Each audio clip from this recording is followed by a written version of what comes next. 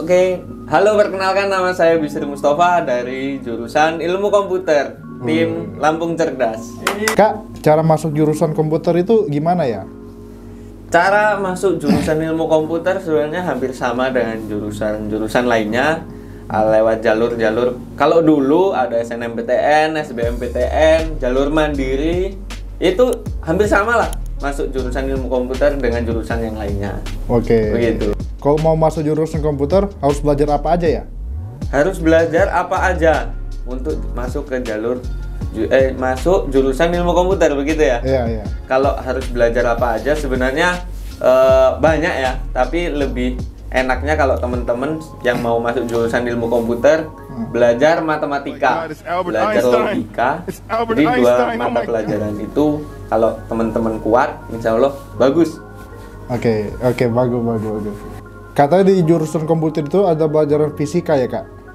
Fisika, kebetulan dulu pas saya kuliah di jurusan Ilmu Komputer nggak ada sains dasar, jadi nggak ada fisika, kimia, biologi, nggak ada. Oke, jadi pure matematika ya, Kak ya? Matematika, pemrograman dan sebagainya. Oke, kalau lulusan komputer itu kerjanya jadi apa ya, Kak?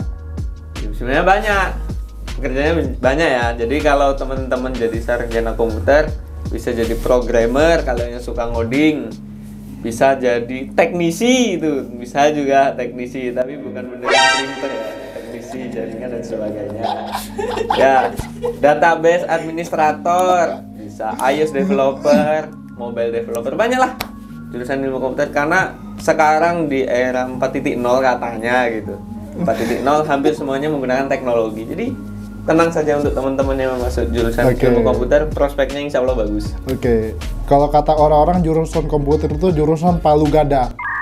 Palu gada, gimana tuh maksudnya? Apa lu butuhin gua ada? Ya, apa yang lu butuhin gua ada. Ini sebenarnya hampir iya, karena kalau kita bekerja, nggak kerja deh ya, Kak ya. KKN aja lah ya, KKN di desa gitu. Kalau ditanya jurusan apa? Nggak ada Pak di sini. Nggak, jurusan apa gitu, Ilmu Komputer. Nah, tapi kalau biasanya kalau teman-teman mengaku jurusan Ilmu Komputer, teman-teman orang-orang di sekitar itu ekspektasinya tinggi. Jadi bener tadi pertanyaan palu gada, apa yang lu mau gua ada. Jadi suruh desain, benerin printer, benerin jaringan, ditanya harga laptop, harga HP gitu. Jadi sebenarnya kita nggak belajar sebenarnya, tapi ya demi profesionalitas memenuhi ekspektasi temen-temen gitu kan. Tapi bener, palu gada, apa lo yang mau gua ada. Jadi itu bener apa salah itu, Kak? Hampir bener, tapi kita nggak belajar sebenarnya, kita nggak belajar. Oke, pelajaran paling sulit dan paling enak di jurusan komputer itu apa ya, Kak? Paling sulit. Paling sulit dulu deh. Versi saya, karena saya dulu SMA-nya IPA gitu. Paling sulit itu belajar jaringan. Itu sulit itu. Saya nggak maksud itu ngurusin IP gitu. Mungkin teman-teman SMK itu gampang, tapi bagi saya itu sulit. Itu yang paling sulit sih. Sama Paling belajar, ada banyak sih sebenarnya yang sulit yang berhubungan dengan matematika. Contoh itu apa sih namanya? Deep learning, itu susah itu bagi saya. Susah itu. Nah, yang paling mudah karena saya suka web programming, itu menurut saya yang paling mudah. Oke. Kak, katanya jurusan komputer itu keyboard laptopnya cepat rusak ya, Kak? Itu mitos sih sebenarnya sih. Karena tergantung penggunaan juga. Tapi emang kebanyakan teman-teman di jurusan Ilmu Komputer biasanya dia punya keyboard eksternal gitu. Jadi keyboard bawahnya nggak rusak, ya rusak eksternalnya. Tapi sebenarnya mitos itu mitos. Tergantung perawatan. Berarti sama aja kan? Tapi itu mitos. Karena tergantung perawatan. Kalau jurusan komputer tuh bisa bikin game nggak, Kak? bisa bikin game.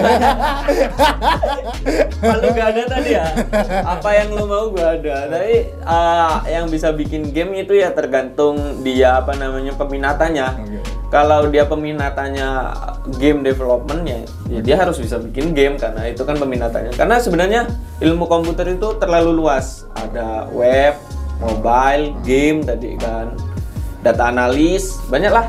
Ya kalau dia peminatannya game, ya harus bisa bikin game dong. Gitu. Berarti bisa bikin game kayak God of War ya? Ya mungkin ya, tapi grafiknya kayak Minecraft ya. I see why my sons fell to you. Even this lesser version. Jurusan komputer tuh menurut kakak sulit, mudah, apa gimana kak? Sulit, mudah atau gimana? Kalau menurut saya tergantung passion. Kalau teman-teman passion di bidang ini menyenangkan, tapi bukan mudah ya, tapi menyenangkan ya. Saya tidak bilang mudah karena semua mempunyai struggle-nya masing-masing. Jadi kalau teman-teman suka di web nih, ada kalanya mata kuliah yang wajib itu nggak semuanya web kan. Nah itu yang jadi struggle. Jadi balik lagi ke passion. Kalau passion teman-teman itu di sini, ini akan menyenangkan. Saya tidak bilang mudah tapi menyenangkan gitu. Nanya lagi dong kak. Boleh. Oke. Katanya kalau kan ini ilkom ya, Ya. ngoding ya. Ya. Katanya kalau kita ngoding itu salah satu huruf itu bisa ambiar. Bener nggak itu kak? Bener, ini fakta sih. Kalau ngoding itu harus konsisten. Jadi kita lupa satu huruf itu akan error gitu. Kita lupa titik koma, error. Kita membuat variabel huruf kecil, huruf besar, huruf kecil, huruf besar. Ketika kita manggilnya huruf kecil semua itu salah gitu. Bisa bener sih. Jadi ambiar gitu. Jadi salah satu huruf bisa salah semuanya karena codingnya nggak jalan gitu. Fakta. Oh jadi fakta ya kak ya? Fakta. Oke. Kalau jurusan komputer itu rata-rata orang wibu ya kak? Bener nggak kak? Wibu ya. Jadi ini bisa dibilang fakta, bisa dibilang mitos. Ini tergantung temen-temen kuliah di mana, di kampus mana gitu ya. Tapi sebagian besar penyumbang wibu di suatu kampus memang biasanya IT sih ya, teman-teman IT di teknik informatika, ilmu komputer, sistem informasi jadi gitu. Jadi sebenarnya kalau saya membagi kelompok jurusan ilmu komputer itu biasanya teman-teman atau mahasiswa IT itu dibagi 3 kelompok. Programmer, pro gamer, wibu. Jadi 3 itu. Tanya aja teman-temanmu. Oke. Suka nge-game nggak? Kalau nggak suka nge-game mungkin dia programmer. Kalau nggak suka ya mungkin dia wibu. Kak, kalau jurusan komputer itu bisa jadi hacker. Bisa jadi hacker. Kalau kita belajar di kampusnya bukan belajar nge-hack ya, tapi kita belajar keamanannya. Jadi sisi baiknya seorang hacker. Jadi kita belajar keamanan dan itu pun nggak secara dalam, hanya kulit-kulitnya aja. Kalau biasanya kan kalau hacker tertangkap ternyata itu hanya lulusan SMK, SMP gitu kan. Itu karena dia belajarnya nggak di kampus. Kalau di kampus dia belajar keamanan. Kalau dia di luar itu ya otodidak lah kalau hacker sebenarnya. Jadi bisa jadi hacker apa enggak? Ya bisa aja kalau dia mau belajar secara otodidak. Berarti gitu. dasarnya itu ada di komputer itu ya kak ya? Dasar keamanannya, Ya. keamanannya. Oke, Kak. Dulu saya belajar keamanannya. Terakhir nih kak, Oke, terakhir. saran kepada teman-teman nih yang SMA yang mau masuk jurusan komputer gimana gitu? Saran. Kalau saran sebelum teman-teman mau masuk jurusan ilmu komputer atau teman-teman minat di jurusan ilmu komputer, tumbuhkan passion dulu. Kalau nggak passionnya di sini, ya nantinya akan susah gitu karena banyak godaan film anime gitu.